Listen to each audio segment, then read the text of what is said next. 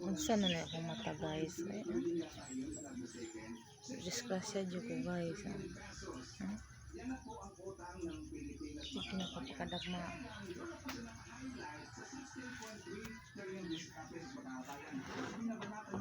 Duto look ko guys.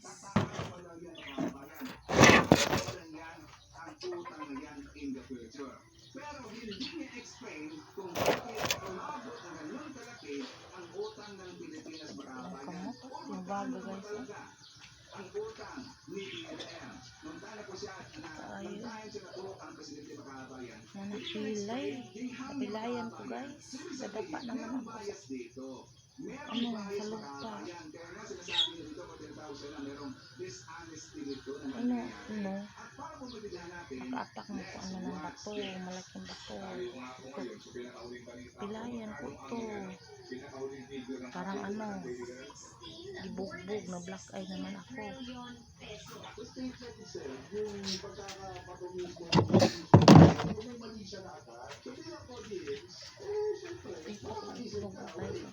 Luto ko sa itlog sa apo ko.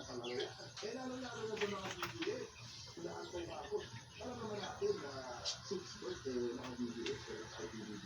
Pero ito, may pag-uusapan. Kasi mga sero, kakatambay ko na mga social media.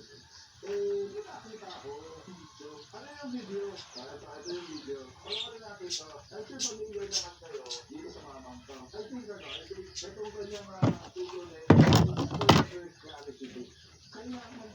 kailangan pa nilinawin. Kasi alam nga, pasiguro dito kay Ted Pailon, sa reporting niya, hindi ko alam kung ano ang Ted Pailon niya. Hindi ko alam kung anong format. Most probably, it's an editorial show. Editorial. Sabihin, nag-share ng mga opinion. Ang problema lang kasi, when you share this opinion, it is imbalance. And dahil doon, pero, nami-misinterpret or pagkakaintindi doon sa issue na gusto niya itakit. Kasi hindi ko pwede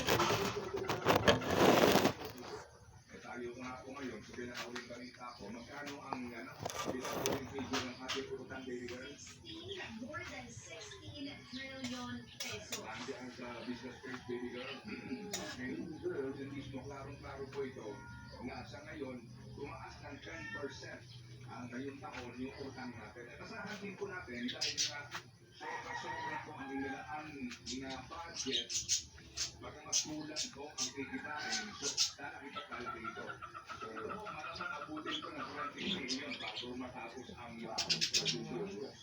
Lalaki po sa laki. Nandiyan yan may bigla sa business page yung mga jari hawak. Okay, English lang yan ha. 2.02 trillion pesos as of October po yan last year. Oo, sige ka. So, ito po yung laki ngayon ng utang natin. Lalaki pa po ipapakinain ko po sa ating budget ngayon na sobra-sobra. Dito ba doon sa kikitain natin at napakalaki ho na naman. 2.02 trillion pesos as of October po yan last year. Opo, sige ka. So, ito po yung laki ngayon ng utang natin. Lalaki pa po ipapakinain ko po sa ating budget ngayon na sobra-sobra. Dito ba doon sa kikitain natin at napakalaki ho ang naman. Mga kapatid, ginilaan po sa infrastructure down na sabi nga ni Dilaong Buwa Gurudundo, anong quality ng infrastructure project? Okay. yun yung sasabi ko na ito. Kulang sa